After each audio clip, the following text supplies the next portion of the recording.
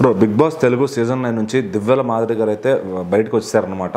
ఎంత ఫాస్ట్గా వెళ్ళారో అంత ఫాస్ట్గా బయటకు వచ్చారు.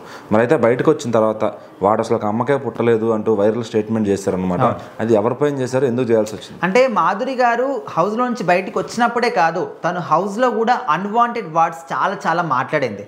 సో ముఖ్యంగా తను బయటికి రావడానికి ఇవే మెయిన్ రీజన్ అనుకోవచ్చు. ఆల్రెడీ వీకెండ్లో నాగార్జున గారు వచ్చినప్పుడు చాలాసార్లు, అంటే 2 సార్లు వచ్చినప్పుడు 2 సార్లు కూడా ఆమెని కొంచెము అంటే మీరు జాగ్రత్తగా ఉండండి, ఆ విధంగా నోరు జారకండి అని చెప్పేసి తనని వార్నింగ్ ఇచ్చినప్పటికీ కూడా తను అదే విధంగా ఇంకా తన స్వభావం అదే అని చెప్పేసి మనం అనుకోవచ్చు. సో ఎప్పుడైతే హౌస్లోకి రాలేదో అప్పటి వరకు తను జస్ట్ వార్తల్లో మాత్రం కొన్ని వివాదాల్లో మాత్రమే కనిపించేది, వాళ్ళ రీల్స్లో మాత్రం కనిపించేవారు. ఎప్పుడైతే హౌస్లోకి అడుగు పెట్టారో ఇంకా అప్పటి నుంచి ముఖ్యంగా హౌస్లో అడుగుపెట్టినటువంటి ఫస్ట్ సెకండే శ్రీజతోని గొడవ పెట్టుకొని శ్రీజాని బయటికి పంపించేసింది. సో ఆ తర్వాత నిల్చున్నా గొడవ, పడుకున్నా గొడవ, తిన్నా గొడవ, కూర్చున్నా గొడవ, ప్రతి ఒక్కరితోని అయిన దానికి కాని దానికి చిన్నదానికి పేదదానికి ప్రతి ఒక్కదానికి కూడా గొడవ పెట్టుకొని స్టార్ట్ చేసింది మాధురి గారు.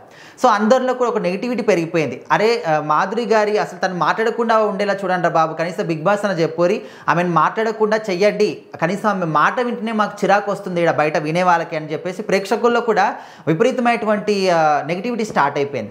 సో తర్వాత లాస్ట్ వీక్లో ఒక 2-3 రోజుల నుంచి కూడా కొంచెం పాజిటివిటీ అనేది తన మీద వచ్చింది, తన గేమ్ ప్రకారం కావచ్చు.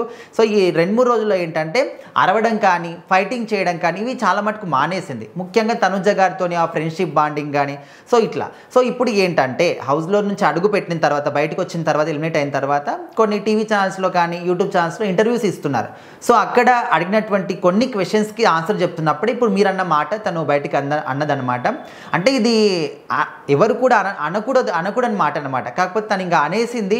సో దాన్ని బట్టుకొని కూడా చాలామంది ఇప్పుడు తను అసలు మీ బిహేవియర్ ఏంటి, మీరు మాట్లాడే విధానం ఏంటి, అంత బ్యాడ్గా మాట్లాడతారని చెప్పేసి కూడా విపరీతంగా ట్రోల్ చేస్తున్నారు.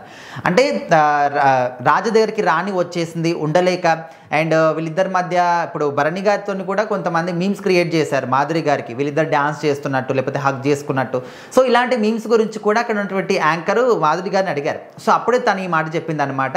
ఎవరైతే ఈ విధంగా బ్యాడ్గా మీమ్స్ క్రియేట్ చేయడం కానీ ఎడిటింగ్లు చేయడం కానీ చేస్తున్నారో అలాంటి చేసే వాళ్ళు అసలు ఒక అమ్మకే పుట్టలేదు అనే విధంగా చాలా గలీజ్గా మాట్లాడింది అనమాట. సో ఇక్కడ ఇంకొక క్వశ్చన్ ఏంటంటే ఇప్పుడు మీరు హౌస్లో రీతూ చౌదరిని డెమన్ పవన్ ఒక మాట అన్నారు, మేబీ అన్హెల్దీ రిలేషన్షిప్స్ అని చెప్పేసి.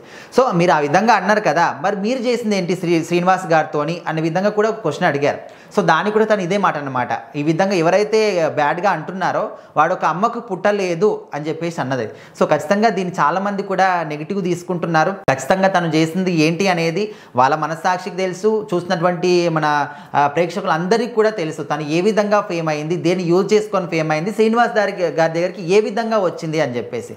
సో ఆ విధంగా అయితే అందరూ కూడా ఇప్పటికీ తన మీద నెగిటివిటీ ఉంది. బట్ ఈ విధంగా ఉన్నటువంటి హౌస్లో ఉండి బయటకు వచ్చి ఇంటర్వ్యూల్లో కూడా ఇంత బ్యాడ్గా మాట్లాడడం, అది కూడా అమ్మ అని చెప్పేసి మాట్లాడడం అనేది ఎవరు తీసుకోలేకపోతున్నారు.